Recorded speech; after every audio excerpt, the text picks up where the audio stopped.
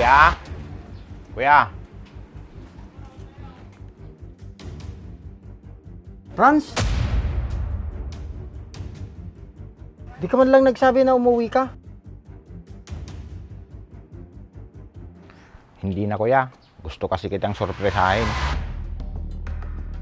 Halika, pasok ka muna para makapagpahinga ka. Sige kuya. Kuya, asan nga pala si Ate Ruby?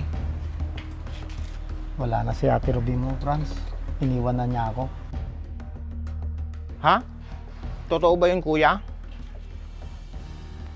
Bakit anong nangyari? Bakit kanya iniwan? Hindi na niya kinaya ang pagsusugal ko, Franz.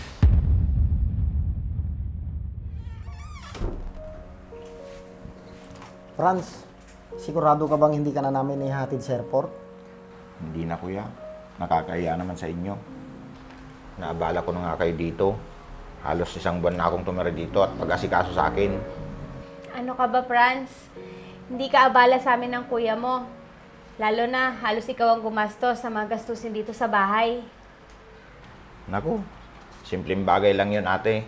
Kumpara sa naitulong yun ni kuya sa pag-aalaga kay papa. Dapat kasi sa susunod na bakasyon mo, may uwian ka ng bahay dito sa Pilipinas para naman hindi ka nahihiya at mas komportable kang gawin lahat ng gusto mo. Oo nga naman, Franz. Kahit simpleng bakasyonan lang. Lalo na, pag naisipan na mag-ina mo na magbakasyon dito sa atin, edi may matutuluyan kayo. Mukhang maganda yung naisip nyo ate, kuya. Siya nga pala kuya. Ito oh, Para saan naman yan, Franz? para kay papa. Pambili ng pangangailangan niya at sa mga gamot niya. Ganun ba? Maraming salamat dito, Franz.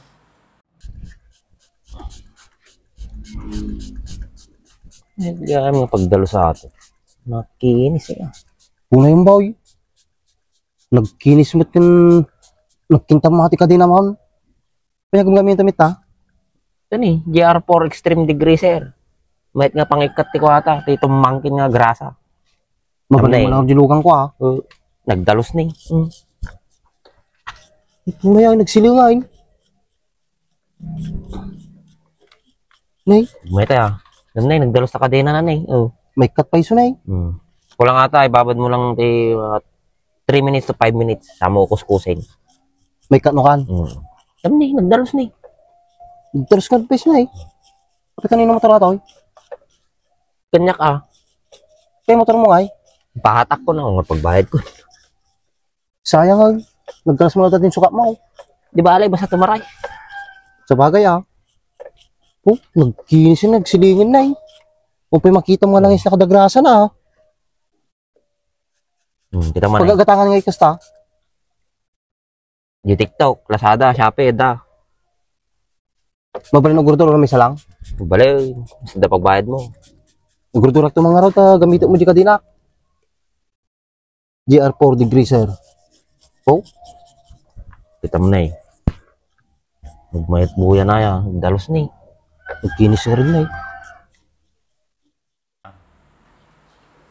Ganun ba? Maraming salamat dito, Franz. Wala yung kuya. Basta, kayo nang bahala kay papa ha. Pag kulang pa yan, tumawag lang kayo sa akin at magpapadala ako. Sige, at pag-isipan mo rin yung sinabi namin sa'yo ng ate mo. Hindi na kailangan kuya. Sa tingin ko naman, papayag ang mag-ina ko na magpagawa ng bahay bakasyonan dito sa Pilipinas. Huwag kang mag-alala. Ako nang kukuha at magbabantay sa mga trabador kung sakali. Sige kuya, basta tawagan mo lang ako para sa mga kailangang materyales at magpapadala ako. Sige, Franz. O siya, sige ate, kuya, mauuna na ako. Sige kapatid, mag-iingat ka. Salamat kuya. Okay. Sige.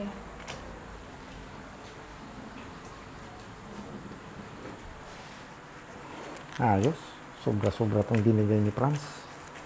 Hoy, Masong. Para sa gamot ni Papa yan, baka nakakalimutan mo. Alam ko, pero sobra naman tong binigay ni Franz. Kaya may pangsugal na naman ako mamaya.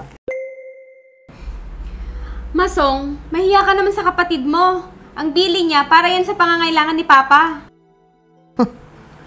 May pangangailangan din naman ako ah.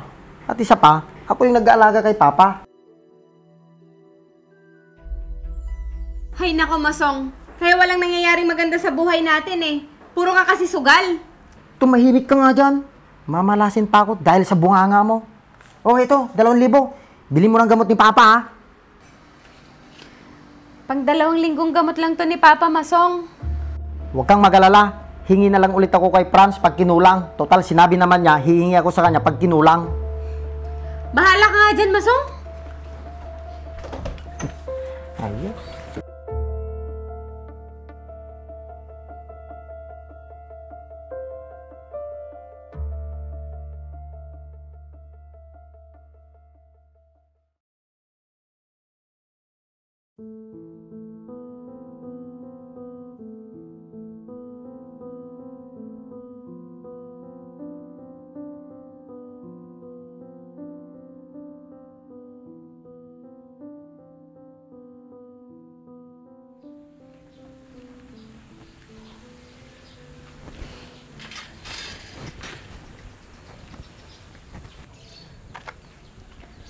Masong, ano yan?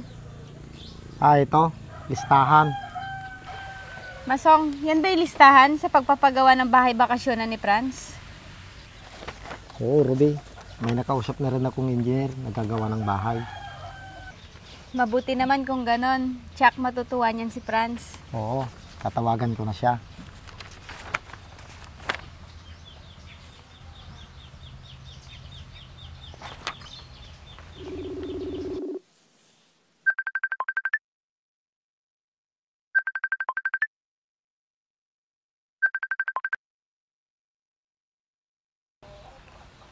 Oh, hello Franz. Hello kuya, napatawag ka?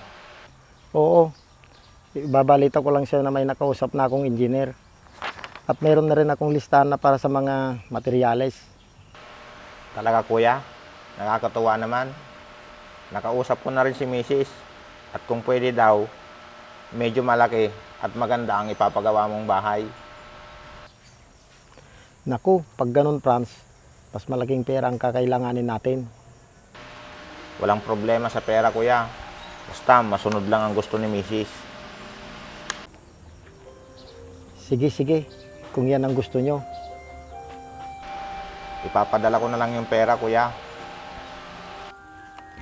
Sige Franz, pwede ba? Kung magpapadala ka, dagdagan mo na rin. Wala na rin kasing gamot si Papa. Sige kuya, ikamusta mo na lang din ako kay Papa.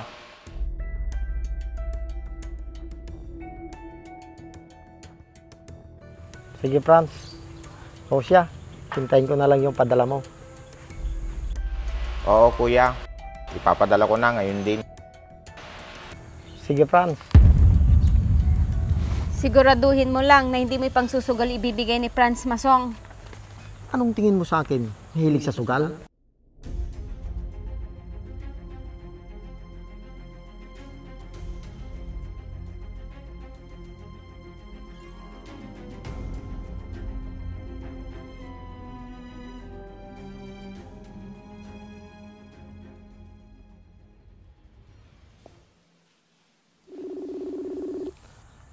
Hello Franz. Hello kuya. Franz, pwede bang magpadala ka ulit? Kinulang kasi yung binigay mo. At kailangan na rin lagyan ng bubong ng bahay. Medyo malaki-laki ang kakailanganin dito. Ganun ba kuya? Halos buwan-buwan ka na lang humihingi. Kinukulang pa rin. Halos 2 milyon na napapadala namin. Hindi pa rin natatapos.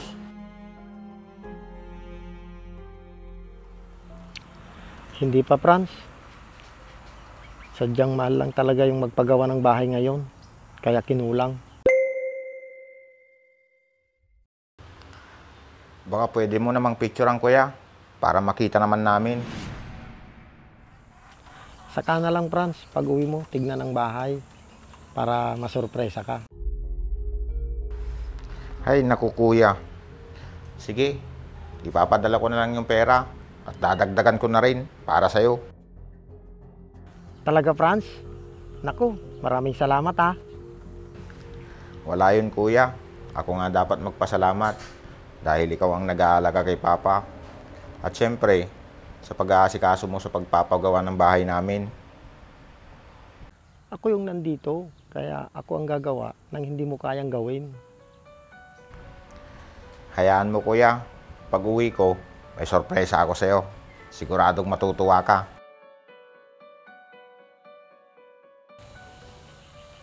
Ano naman kaya yung sorpresa na yan? Sa bagay, kahit ano yan kapatid, basta galing sa'yo, siyempre matutuwa ako. O sige kuya, ibababa ko na to kasi may trabaho pa ako. Sige Franz, mag-iingat ka dyan.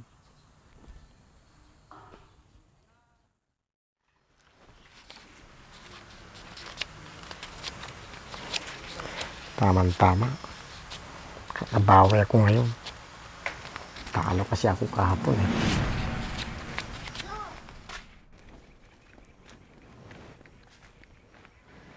Sinasabi ko na nga ba eh.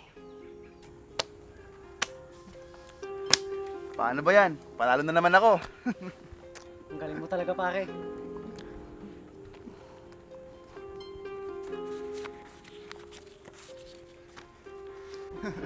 Ano, meron pa?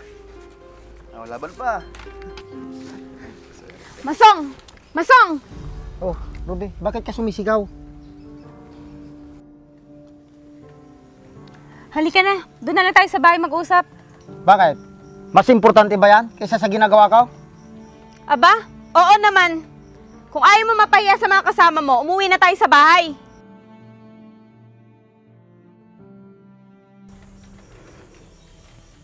Siguraduhin mong importante yan ha. Ngayon lang ako nakakabawi sa mga talo ko. I-isturban mo pa ako. Kung ayaw mo isumbong kita sa kapatid mo, umuwi na tayo.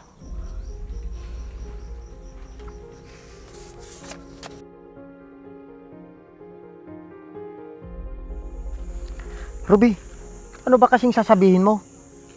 Masong, hindi ka ba nakukonsensya sa ginagawa mo sa kapatid mo? Bakit naman ako makokonsensya? Ibarya lang naman sa kanya yung hinihingi ko.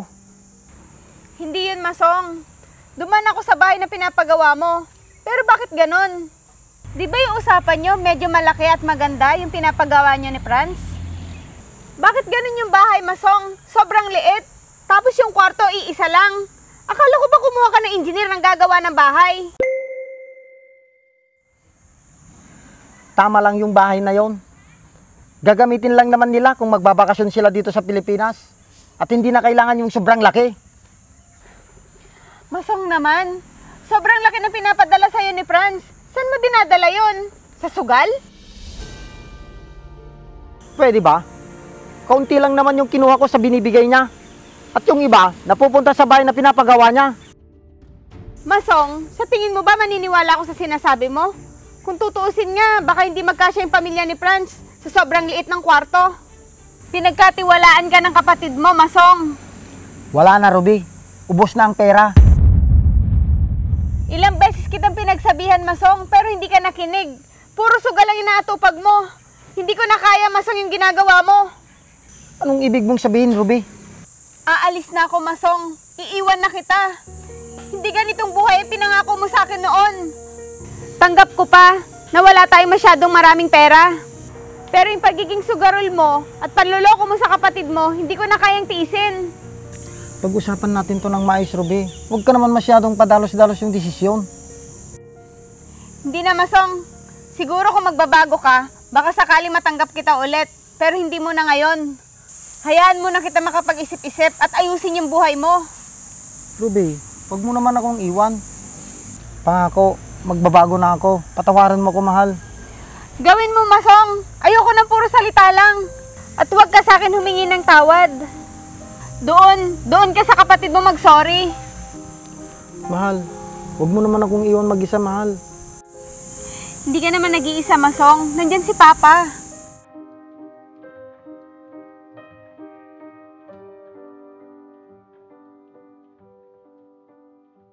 Sige na, Masong. Pag nakita ko na nagbago ka, ako na mismo ang babalik sa'yo. Ruby! Ruby!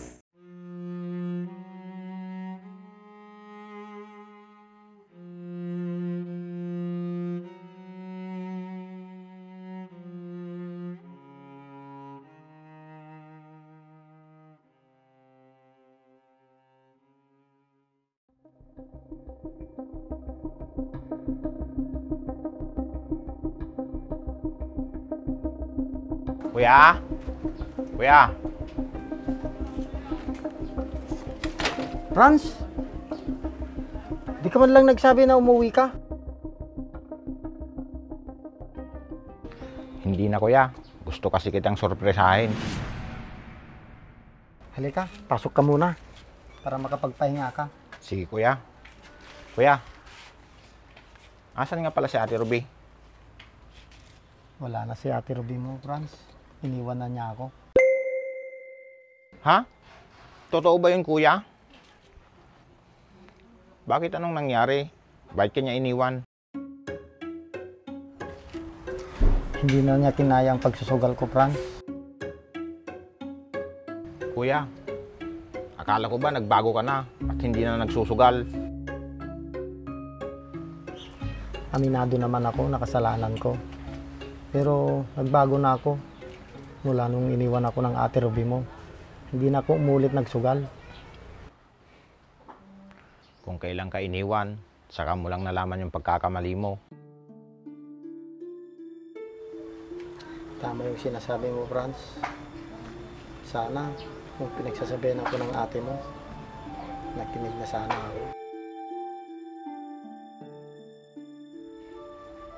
Anong plano mo ngayon kuya? Wala ka bang balak ayusin ang pamilya mo? Gusto kong ayusin, Franz. Pero bago yun, meron pa akong isang dapat sabihin sa'yo. Tungkol saan yung kuya? Tungkol sa bahay na pinagawa mo, Franz. Bakit kuya? Ano yung tungkol sa bahay? Mas mabuti siguro makita mo ng personal para mas madali kong masasabi sa'yo. Sige kuya, ipapasok ko lang tong gamit sa loob.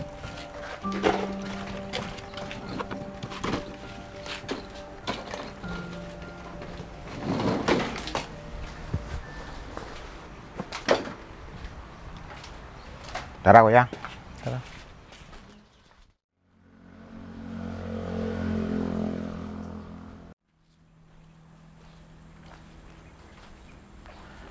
Anong ginagawa natin dito kuya? Ito yun, Franz. Yung bahay na pinagawa mo.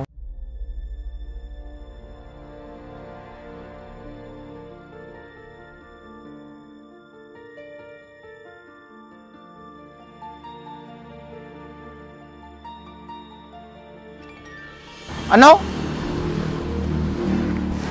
Kuya naman, hindi ganito yung pinag-usapan natin. Bakit sobrang liit? Patawarin mo ako, Franz. Alam kong sobrang laki ang nagawang pagkakamali ko sa'yo.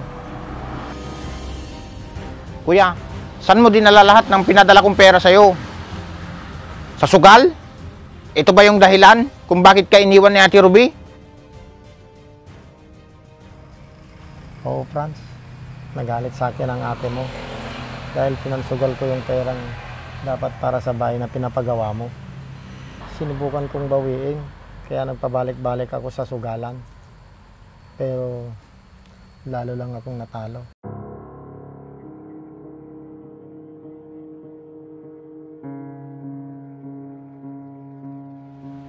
Alam mo ba kuya, naalala mo noon na may sinabi ako sa'yo, may sorpresa ako sa'yo?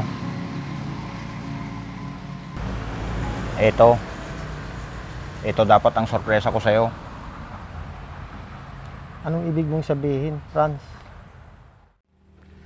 Hindi naman talaga para sa akin yung bahay na pinagawa ko. Para sa'yo dapat yan kuya.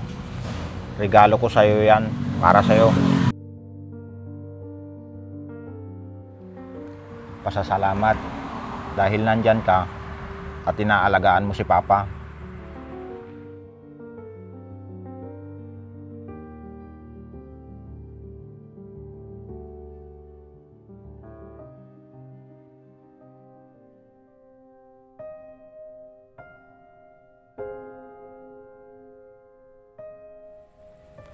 Sayang yung binigay ko sa yung tiwala, kuya. Sana maging aral sa'yo itong ginawa mong to.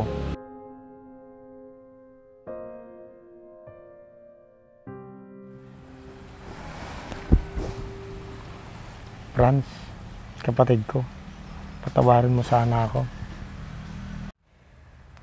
Hindi ako galit sa'yo, kuya. Pera lang yan. Pero yung tiwala, wala na.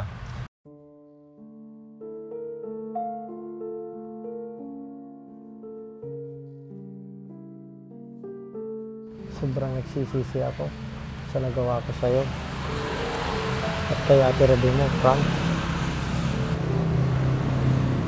Pag-isipan at pagsisihan mo lahat ng nagawa mong pagkakamali, kuya. Sige, aalis na ako. Yang bahay, para sa'yo yan. At si Papa, kukunin ko na. Isasama ko na siya sa Canada. Mas maalagaan ko siya kapag nasa puder ko si Papa.